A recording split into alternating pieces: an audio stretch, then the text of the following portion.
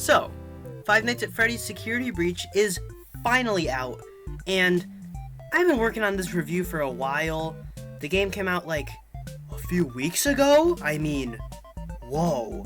But like, I took my time to thoroughly beat the game so I can make a perfectly honest and in-depth review after I have seen everything for a while. So, let's just get straight into it. Here's my review on FNAF Security Breach.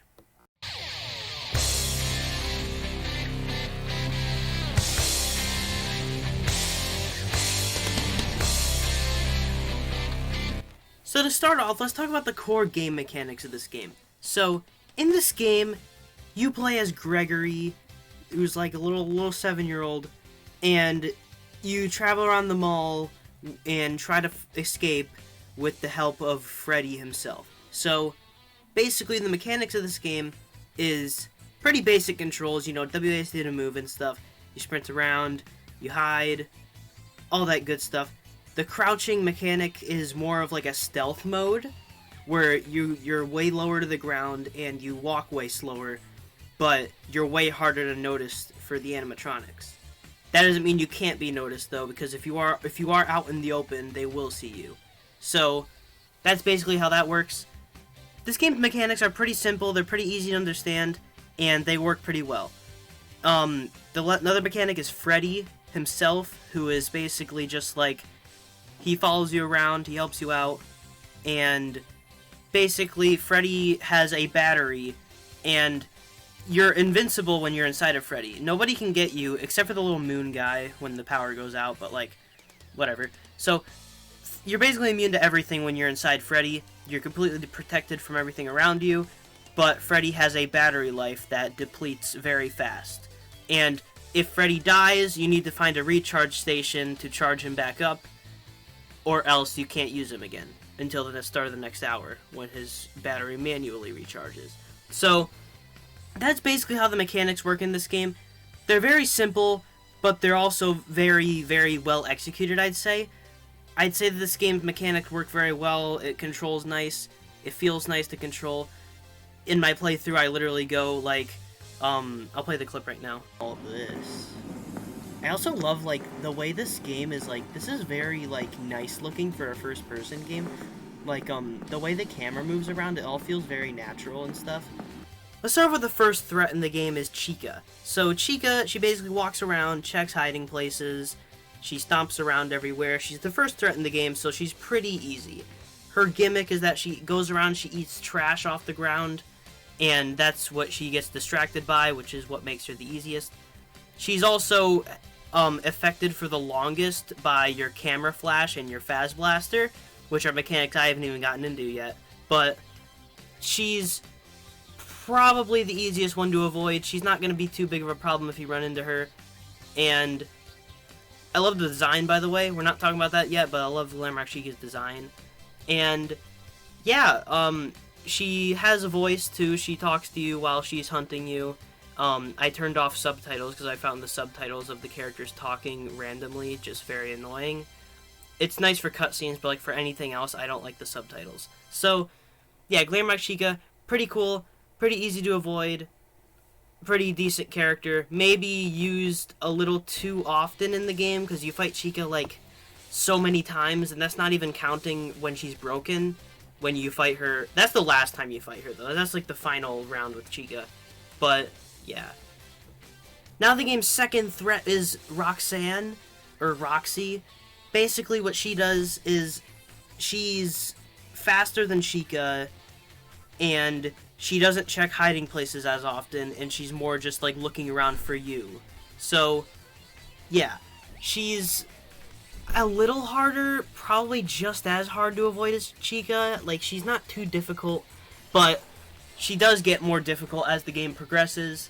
She is definitely the most annoying one with the things she says to you. She's kind of irritating. She's very unlikable in my opinion.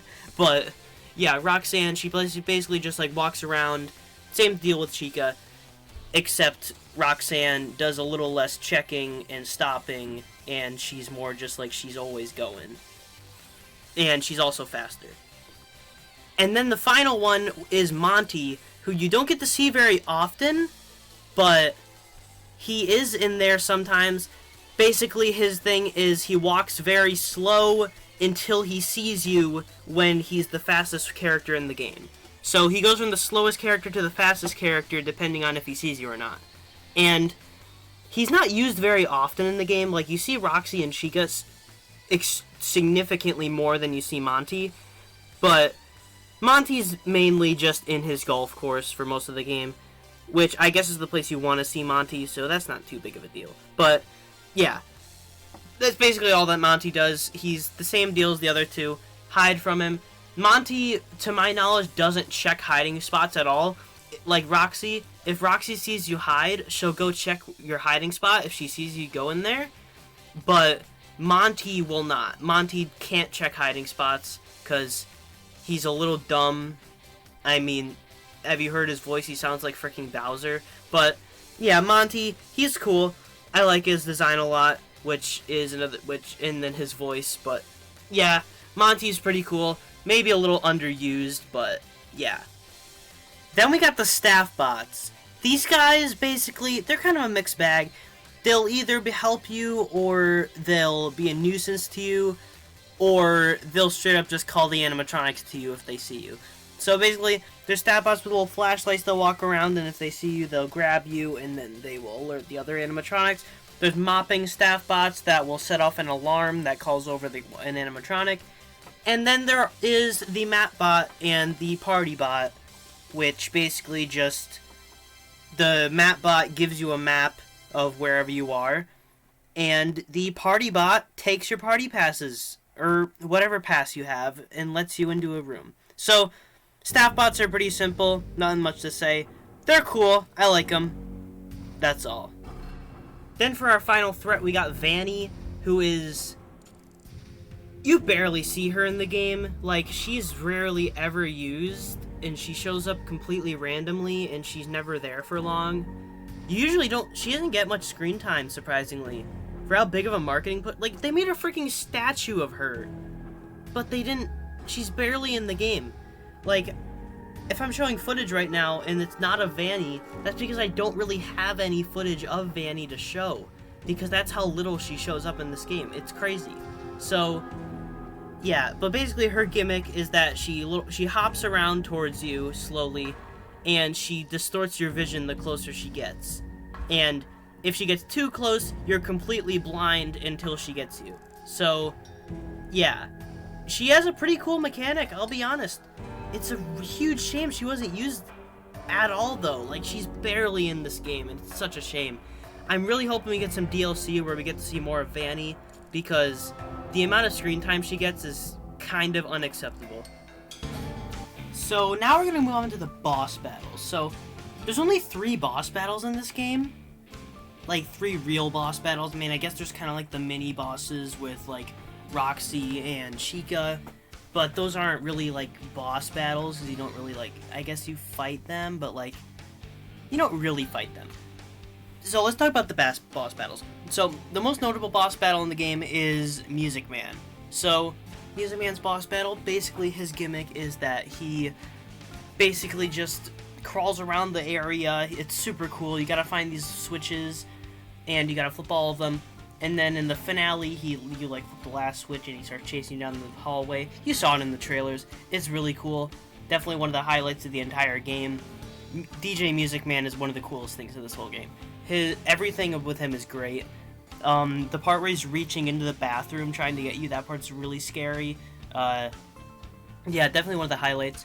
Then you got freaking Monty, who is like his boss battle with like the turrets and stuff, and you gotta crush him with the splash bucket. That part was sick. Loved that. Then there was the Burn Trap boss battle, which you don't actually get to fight Burn Trap.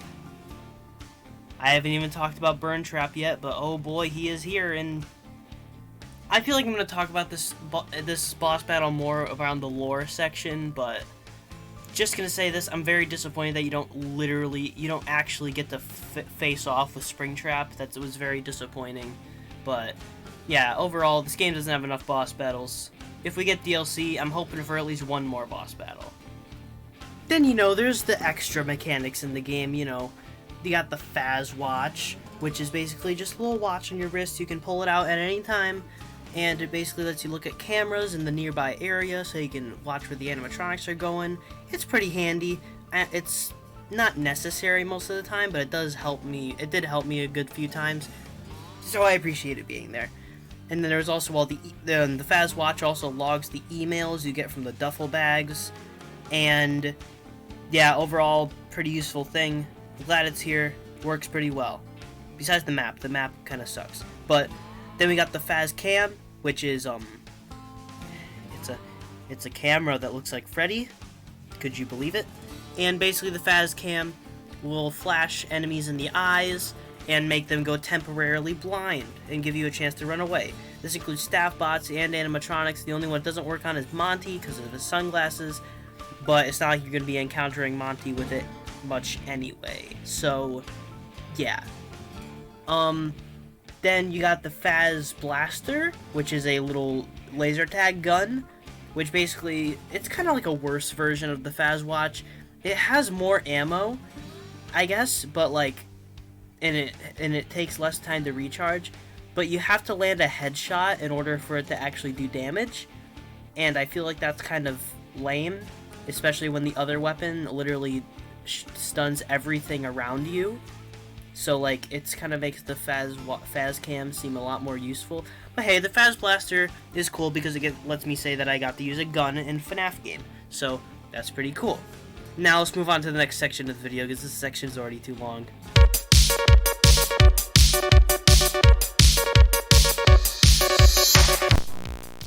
Now, Security Breach is at no shortage of bugs and glitches. This is a very, very unpolished game, and that's really sad for me to say, because I really wanted this game to be, like, perfect and all polished and stuff.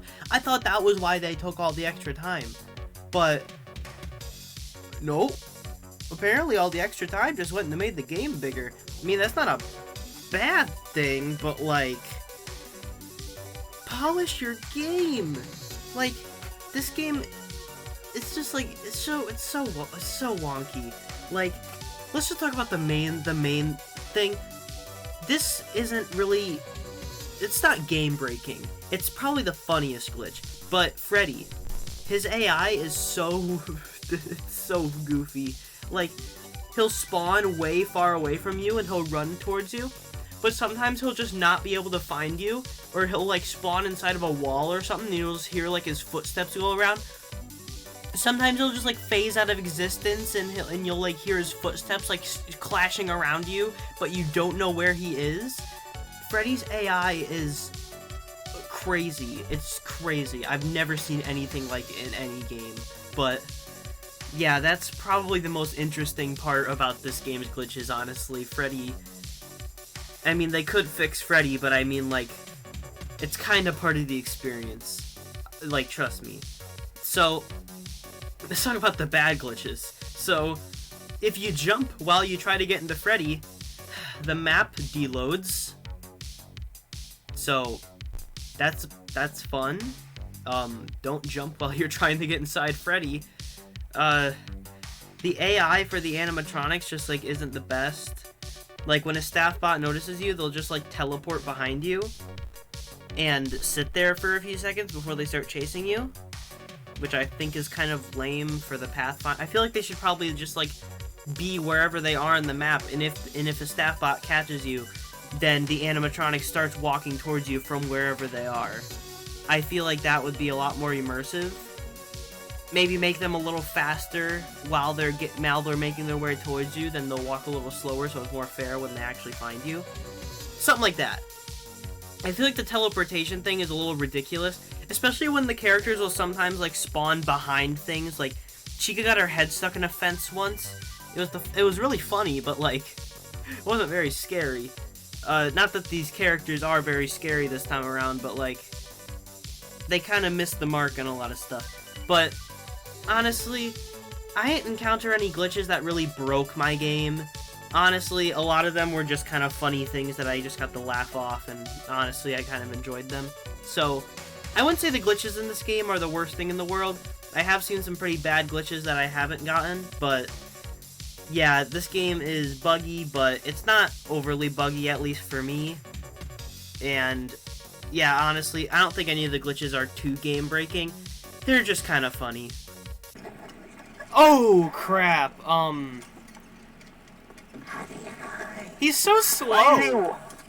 Why does he walk like that? He's so freaking slow, too. Why is he waddling? He's tiptoeing. He's tiptoeing.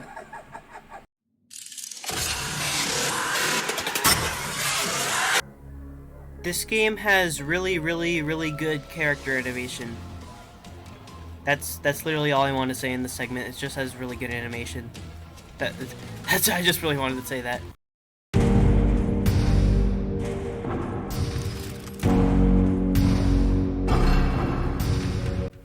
This game has an amazing soundtrack. Every song I've been using in this video is from this game.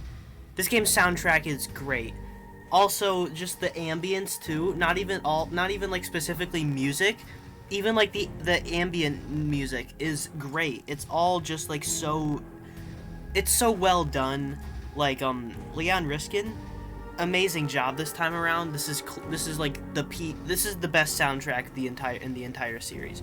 Not that this franchise has had very many like full soundtracks, but like this one takes the cake. This is amazing. Also, all the sound effects in the game are also very nice.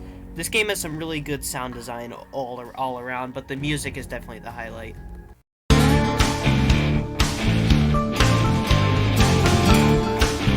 But Gregory is in the mall. We don't quite know. There's a lot of clues that he might have lived there before the situation happened, but basically, on stage one day, Freddy collapses after detecting a threat in the audience. Okay. Then, he wakes up in his room. We start the game in Freddy's perspective. And then, it turns out Gregory is already inside Freddy when the game starts. So then, basically, Freddy and Gregory meet each other, you know, they talk. And then, Freddy agrees to escort Gregory out of the building. And then Freddy's in like super protective mode. He really wants to help Gregory throughout the whole game. And basically just like stuff happens. Not a lot in the game really has a lot of impact on the story. It's a pretty loose game in terms of story, which is kind of surprising for what this game was marketed as, but like not that that's something that really bothers me that it doesn't have a lot of story. Games can still be good without a lot of story, even if they're story-driven. Like, the story can be simple as long as it's good. That being said, the story doesn't make a lot of sense. So, they market this game so much with Vanny and Vanessa. Vanessa gets, like, 3 cutscenes. Vanny gets no cutscenes that aren't endings. And Vanny only attacks you in the game, like, twice. If you're lucky. What? Like, what happened? Where are these characters in the game?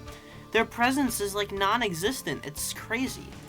It really confuses me. Like, I just don't get it whatsoever. And why are they missing? Like, that seems like something that you'd really want to be in the game. But it's just not. And it's so weird.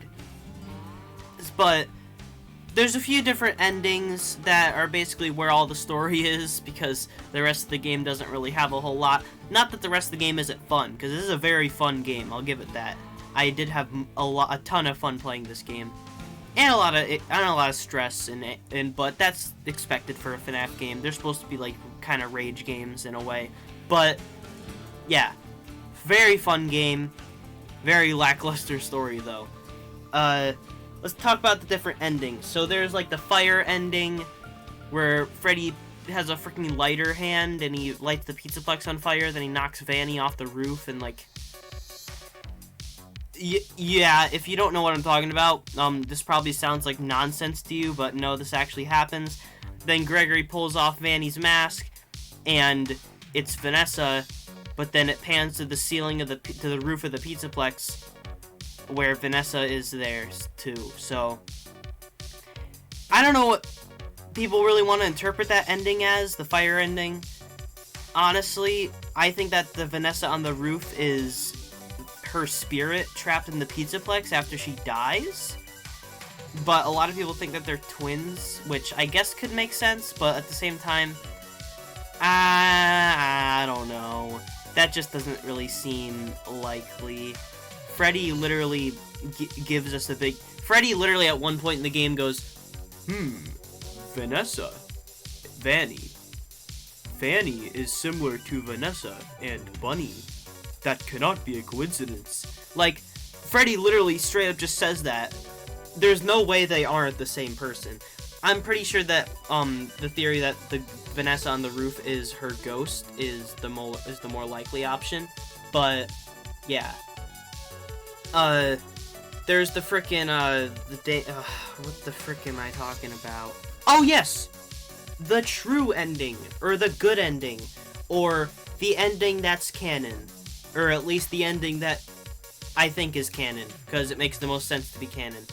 So, in the good ending, basically what you do is you free all of the, you basically beat all the Princess Quest minigames, and once you beat Princess Quest, you can save Vanny from Glitch Trap, and basically, you get her out of his control, she ditches the costume, and she takes Gregory with her, and then at the end credits scene, there's a nice little image of them sitting on the field with their little Freddy head that Gregory kept. So, yeah. So, Freddy, Gregory, and Vanessa live happily ever after with that ending. It's a nice, sweet ending. I feel like that should be the one that's canon. And then Glitch Trap is just left in the mall, and he'll be important again later, I guess, but, like, I think that's a nice ending. I feel like that's the one that's the most satisfying for me. And then there's the Afton ending, which is the last ending that's worth talking about. Basically, in this ending, you don't actually get to fight Springtrap. You don't. Or Burntrap. You don't actually get to fight him. Basically, you get down into the basement of the Pizzaplex, where you find the location from FNAF 6, like your pizzeria that you customize, because you can see like the concert stage and the little star curtain stage, along with like the same tables and the same like colored cups and plates and stuff. It's clearly FNAF 6. So then you can go down in even deeper, and you'll find this weird like office thing, and then it'll have the shot of Afton coming out of his little pod, and he'll be woken up, and basically what he does from here is he doesn't come into the same room as you ever. You're never in the same room as him, which is that's pathetic. So basically he's just walking around trying to mind control Freddy through the camera monitors. What? Like, since when? And he also comes out of one of Freddy's charging stations when the boss battle starts. It's so stupid. It is so stupid. Like, seriously. It is the dumbest... it's just... This ending is something. And then you get attacked by Shattered Chica, Shattered Monty, and Shattered Roxy. Which is like... Why can't I fight the big guy? Why can't I fight Springtrap? Why? Like, what? If you want to put him in the game at the last second, give him a presence. Put him in the same room as you. Have him actually fight you. Make it like the Monty boss battle, where you're like actually like they're actively trying to get you, and you're trying to do something that's gonna defeat them. That would work perfectly. Literally. That's a great boss battle idea. They should have used that again for Springtrap. But they didn't.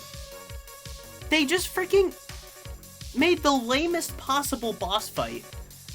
And it just freaking ends. Like, the ending cutscene, it literally just, like, plays so abruptly.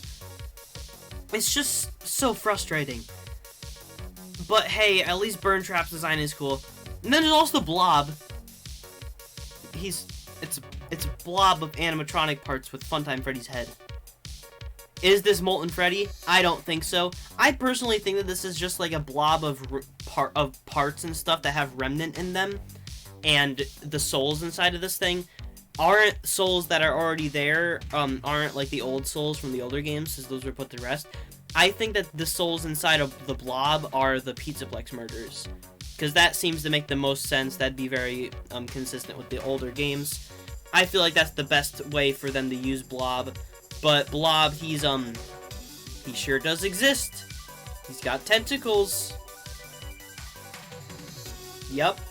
And then the head on Blob, the head controlling him, you can think what you want about the fact that it's Funtime Freddy's head, but like, I personally think that the head controlling the Blob is Cassidy, who is the only soul from the original gang that's still around to our knowledge. So I feel like the Funtime Freddy head being Cassidy makes perfect sense. Cassidy / Golden Freddy, whatever you want to call it. I think that that's the spirit controlling the Blob.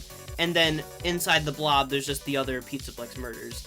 I feel like that makes a lot of sense. So, yeah.